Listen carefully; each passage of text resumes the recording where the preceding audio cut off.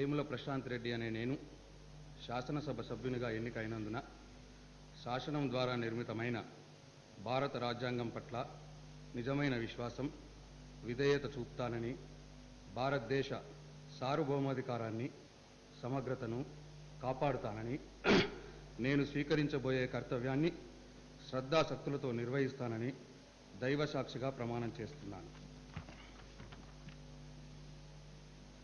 తెలంగాణ శాసనసభ సభ్యుడినైన వేముల ప్రశాంత్ రెడ్డి అనే నేను సభ నియమాలకు కట్టుబడి ఉంటానని, వాటిని అనుసరిస్తానని, సభ మర్యాదలను పాటిస్తానని, సాంప్రదాయాలను గౌరవిస్తానని దైవసాక్షిగా ప్రమాణం చేస్తున్నాను. శ్రీ వేముల వీరేశం గారు.